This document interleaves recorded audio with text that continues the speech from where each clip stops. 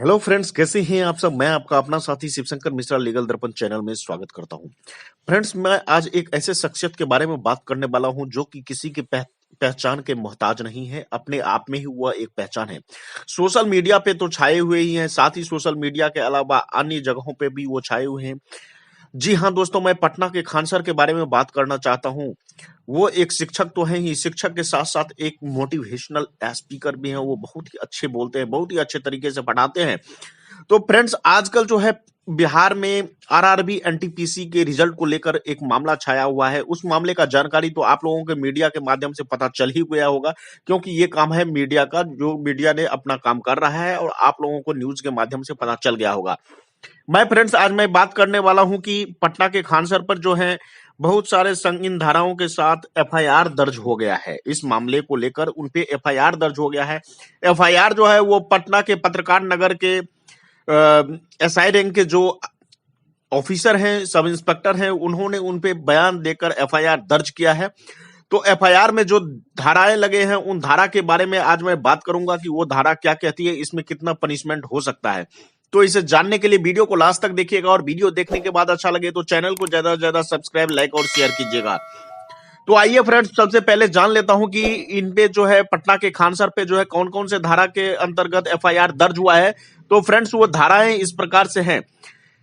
ये सभी धारा जो है भारतीय दंड संहिता यानी इंडियन पेनल कोड की धारा है। धारा 147, 148, 149, 151, 152, 186, 187, 188, 330, 332, 353, 504, 506 और 120 बी के तहत इन पे मामला दर्ज हुआ है। अभी विस्तृत रूप में जानते हैं कि यह धारा क्या कहता है। आखिर इन धाराओं का जो है वो कितना सजा हो सकता है, कितना जुर्माना हो सकता है। तो फ्रेंड्स, सबसे पहले मैं आईपीसी की धारा 147 का बात करूंगा। फ्रेंड्स, आईपीसी की धारा 147 कहती है कि पनिशमेंट फॉर राइटिंग यानी बलवा, जो कोई बलवा करने का दोषी होगा यानी कि उपद्रव करने का दोषी पाया जाता है, उस पर आईपीसी की धारा 147 के तहत मुकदमा दर्ज होता है और उन व्यक्तियों को 2 साल की कारावास या जुर्माना या दोनों से दंडित किया जाता है।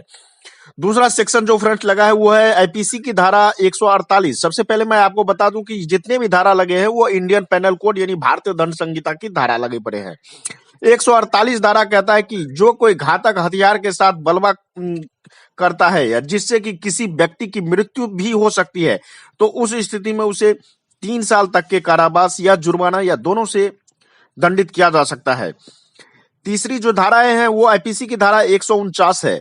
अगर कानून के विरुद्ध होकर कोई व्यक्ति या व्यक्तियों का जो ग्रुप है, झुंड है, गिरोह है, जो अपने समान उद्देश्य को अग्रसर करने का अपराधी पाया जाता है, उसका कोई ऐसा उद्देश्य है जो उद्देश्य को लेकर वो अपराधी पाया जाता है, या कोई ऐसा अपराध होता है जिनके विषय में उनको पहले से उनके पूरा होता है, उन व्यक्तियों को पहले से मालूम था, उस स्थिति में उन हर व्यक्ति वो उस अपराध के किए जाने के समय उस जमाव का सदस्य भी होता है, तो उस अपराध का वह दोषी पाया जाता है। 149 ये कहता है। अब आते हैं आईपीसी की धारा 151 पर। फ्रेंड्स, आईपीसी की धारा 151 कहता है कि 5 या उससे अधिक व्यक्तियों को किसी जगह पर जमाव बनाकर लोक शांति को क्षति पहुंचाता है, जबकि प्रशासन द्वारा उसे ऐसा करने के लिए नहीं कहा गया है, फिर भी उसमें वह सम्मिलित रहता है या बना रहता है, तो उस व्यक्ति को सजा मिलता है। अब सजा इस प्रकार से है कि उसको 6 मंथ इम्प्रिजनमेंट या फाइन या दोनों हो सकता है, यानी 6 महीने का जेल या जुर्माना या दोनों से उसे सजा दिया जा सकता है। अब आते हैं फ्रेंड्स आईपीसी की धारा 152 पे।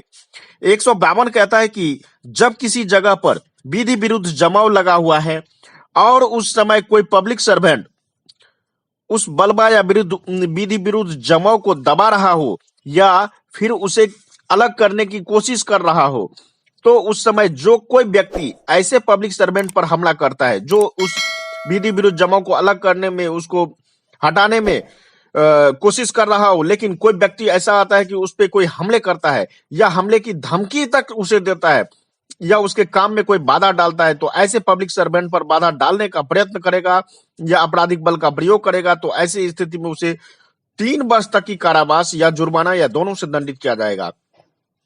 फ्रेंड्स, अगला धारा जो है वो आईपीसी की धारा 186 है। 186 कहता है कि यदि कोई पब्लिक सर्वेंट किसी पब्लिक फंक्शन को निर्वहन करता है और उसमें यदि कोई व्यक्ति बाधा डालता है तो उसे 3 मास तक की कारावास या जुर्माना जो 500 रुपया तक हो सकता है या दोनों से उसे दंडित किया जाएगा। नेक्स्ट सेक्शन है फ्रेंड्स आईपीसी की धारा 187। यदि किसी पब्लिक सर्वेंट को अपने काम करते हुए या अपने काम को निष्पादन के लिए किसी का सहायता चाहिए, मदद चाहिए और वह व्यक्ति सहायता देने का साहस या लोभ करेगा तो उसे 1 साल तक की कारावास या जुर्माने जो 200 रुपए तक हो सकता है या दोनों से दंडित किया जाएगा। अगला धारा जो लगा पड़ा है फ्रेंड्स वो आईपीसी की धारा 188 है। ये कहता है कि यदि पब्लिक सर्वेंट कोई आदेश देता है जिससे कि किसी भी व्यक्ति का संपत्ति का जोखिम ना हो और वह व्यक्ति जिसमें यह आदेश दिया गया है नहीं मानता है, जिसे इस आदेश को दिया गया है और वह व्यक्ति नहीं मानता है तो उसे 6 महीना का जेल या 1000 रुपए तक का जुर्माना या दोनों हो सकता है। नेक्स्ट धारा जो है फ्रेंड्स वो आईपीसी की धारा 330 है।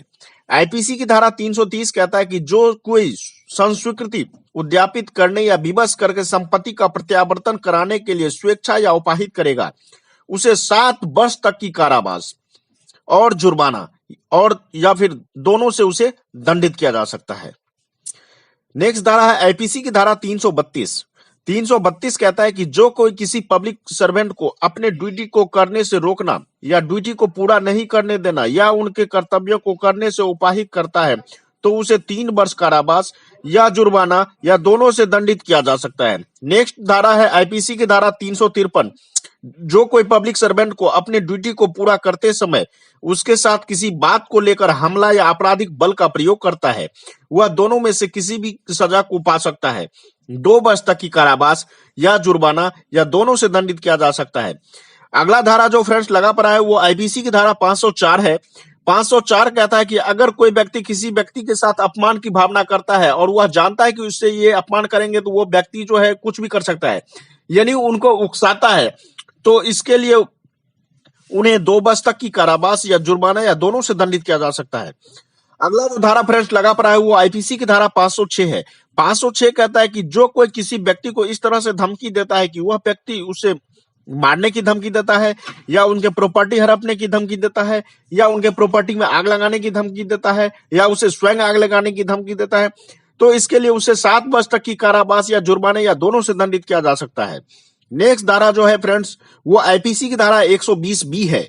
तो आईपीसी की धारा 120 कहता है कि जो कोई आपराधिक खंडयंत्र यानी क्रिमिनल कंस्पिरेसी रचता है और उसे मृत्यु या आजीवन कारावास हो सकता है या फिर उसे अधिक अवधि के लिए के कठिन कारावास से भी दंडनीय होगा। यानी कि आईपीसी की धारा 120 है बी है कि यदि कोई व्यक्ति कोई क्रिमिनल कंस्पिरेसी रचता है, आपराधिक खंडयंत्र रचता है और वो रचने के उपरांत जो है बाद जो है यदि कोई ऐसा घटना को अंजाम दिया जाता है तो वो घटना पर डिपेंड करता है कि कौन सी घटना है हुआ है आपराधिक खंडयंत्र रचने के बाद, तो उसे जो है सजा जो मिलता है वो 2 वर्ष या उससे अधिक अवधि के लिए कारावास हो सकता है और जुर्माना और दोनों से उसे दंडित किया जा सकता है। तो फ्रेंड्स ये सभी धाराएं जो है ये धारा उन पे लगा पड़ा है पटना के खान सर पे, जिन धारा के बारे में मैंने आपको अभी जिक्र किया है। तो फिर एक बार धारा के बारे में बता देता हूं। सभी इंडियन पेनल कोड यानी भारतीय दंड संहिता के धारा है 147, 148, 149, 151, 152, फिर 186, 187, 188, 330, 332, 353, 504, 506 और 120 भी क्रिमिनल कंस्पिरेसी का। तो इन सभी धाराओं के तहत जो है उन पे मुकदमा दर्ज हुआ है। मुकदमा दर्ज करने वाले जो हैं वो पटना के पत्रकार नगर के एसआई हैं, जो सब इंस्पेक्टर रैंक के बंदे होते हैं वो हैं और उन पे जो है अपना बयान देकर एफआईआर दर्ज किया हुआ है। तो इन धाराओं में क्या प्रोविजन है, क्या प्रावधान है, कितने सजाएं हो सकती है, ये धारा क्या कहता है, इनके बारे में मैंने आपको अभी बताया है। तो मुझे आशा है कि अब आप लोगों को सारा कुछ क्लियर हो गया होगा। फिर भी यदि कोई क्वेरी आपके मन में हो तो आप मुझे कमेंट में पूछ सकते हैं, मैं उसका जवाब देने का कोशिश करूंगा। आज तक के लिए इतना ही। नेक्स्ट वीडियो में फिर मिलेंगे आपके साथ, तब तक